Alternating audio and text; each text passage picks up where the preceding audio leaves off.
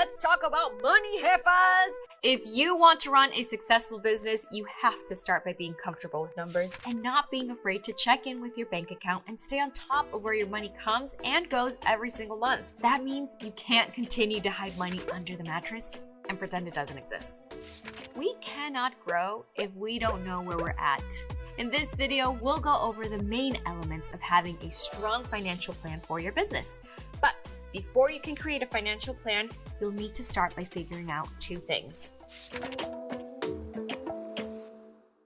Number one, your monthly expenses. Yep, it's time to get real and figure out exactly what you're spending. And number two, your monthly financial income. How much bank are you really bagging? By knowing these numbers, you'll be able to analyze if you're getting enough return on your investment for your expenses, as well as evaluate how much additional money you want to bring in. But a good starting point is to first understand how your money is coming into your bank account and how much is leaving it.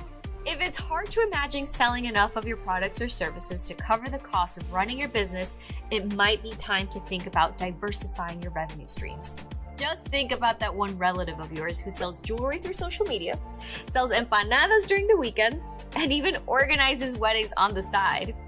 Mine included. Thank you.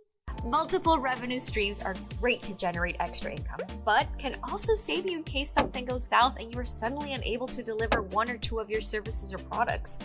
But while diversifying can be a good opportunity to build on your existing business model, it is important to also know that it can be easy to quickly put too much on your plate by trying to roll out too many products and services at once.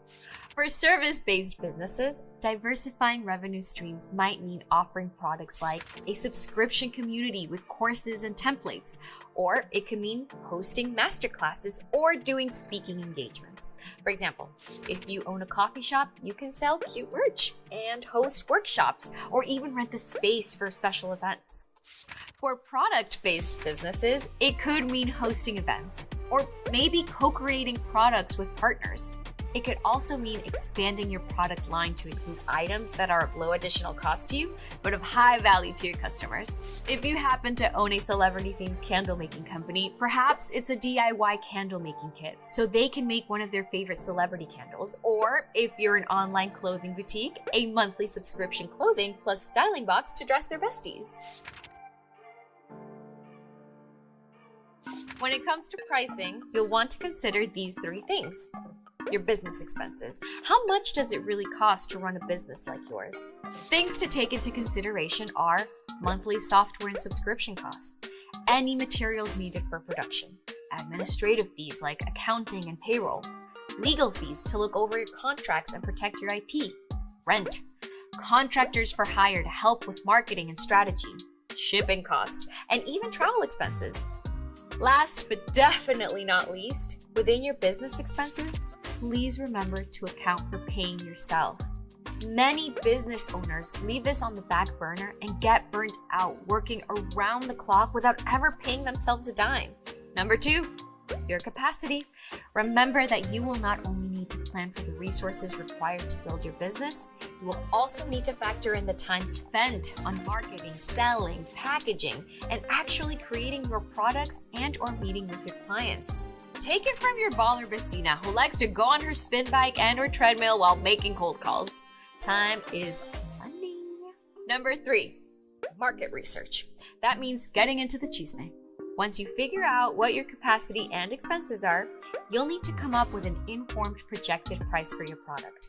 You can validate your chosen price points by asking your target audience for feedback and researching what your competitors are charging. You'll also want to get familiar with the size of your potential market and the scope of their buying power. Can they afford to buy your services and or products? And how often? Will you rely on the same people making repeat purchases to reach your goals, or will you have to attract new buyers every month? All of this chisme is valuable and will give you insight to continue making baller moves. Now it's time to talk about the dreaded word, but something that's crucial for any business: taxes. Taxes might not be the most exciting topic, but they're essential for your business success. It's important to stay on top of your tax obligations, including income tax, sales tax, and any other applicable taxes based on your location and business structure. Make sure to keep detailed records of your income and expenses throughout the year. And keep those receipts. This will not only help you file your taxes accurately, but also give you a clear picture of your business's financial health. Consider working with a tax professional or accountant who understands the unique challenges and opportunities faced by small business owners. They can help you navigate the complex world of taxes and ensure you're taking advantage of any available deductions or credits. So, embrace the numbers, stay organized, and don't let taxes catch you off guard. With the right approach, you can keep your business thriving and your financial future secure. As you start working on your financial plan, here are some things to think about. What financial milestones do I want to hit this year? Example, I want my business to bring $100,000. I want to double my revenue from last year, etc. What monthly business expenses do I have now? What are some projected expenses in the next year? What revenue streams do I have that can help me reach more of my financial milestones? How much of my monthly revenue is going towards expenses versus profit every month? What am I missing in order to be able to make projections on growth this year? You got this, Jefa! And don't forget to download this lessons worksheet using the link below to help you develop your own brand identity.